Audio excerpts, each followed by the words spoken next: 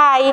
Lovely Jane Bolante, dating factory worker. Nakilala ko si Sure Homes dahil na-invite ako ng team leader ko, si Ma'am Tintin Gondraneos, last May 2024. Akala ko dati madali lang magbenta, pero hindi pala. Actually, to be honest, ang dami kong naging struggles nung nagsisimula ako. Unang-una sa family ko. Since breadwinner ako, malaki talaga yung expectation nila sa akin. Dumating pa nga sa point na pinapauwi nila ako. Minumura na nila ako kasi wala akong nabibigay na pera sa kanila.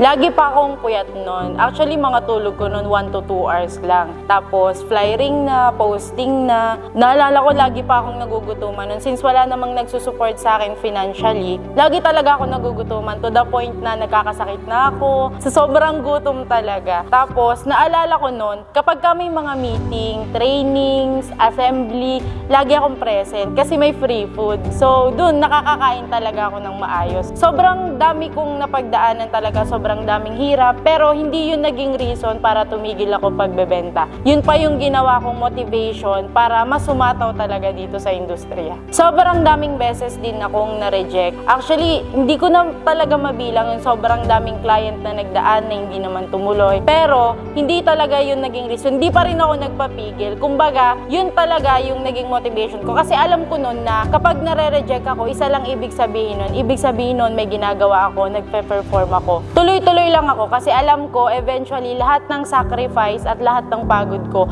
magbubunga rin niya ng maganda. Sinunod ko lang lahat ng sinasabi ng mentor ko. Inaral ko yung project kahit ako lang mag-isa. Nag-execute ako kasi alam ko na yun talaga yung magpapadami ng benta ko kapag kagagalaw ako ng ako lang. Humataw ako kasi naiintindihan ko kung gaano kaganda yung industriya at kung gaano kalaki yung possibility na mabago nito yung buhay ko at ang buhay ng pamilya ko.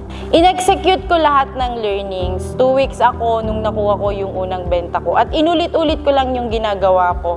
At sineryoso ko talaga yung pagbebenta. Lahat ng komisyon ko binalik ko talaga sa negosyo kasi naniniwala ako na pag binalik mo sa negosyo yung pera mo, mas malaki yung ibabalik nito sa'yo. In just 2 months of doing this industry right, nakuha ko yung biggest achievement ko this 2024, which is yung sasakyan ko, Honda BRV. Grabe, who would have thought na in my 23 years of existence, magkakaroon ako ng sariling sasakyan dahil lang sa pagbebenta ng kondo.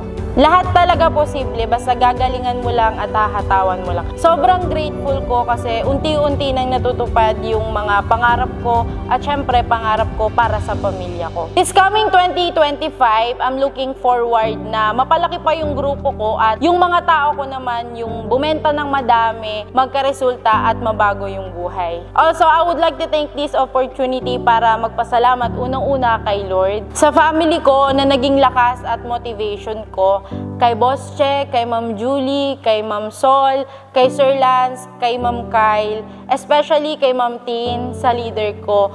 Kung di dahil sa pressure at sa mentor at sa pag-guide nyo, wala ako ngayon dito. I'm Lovely Jane Bolante, dating factory worker, ngayon car achiever na sa tulong ni Sure Homes at Unstoppable.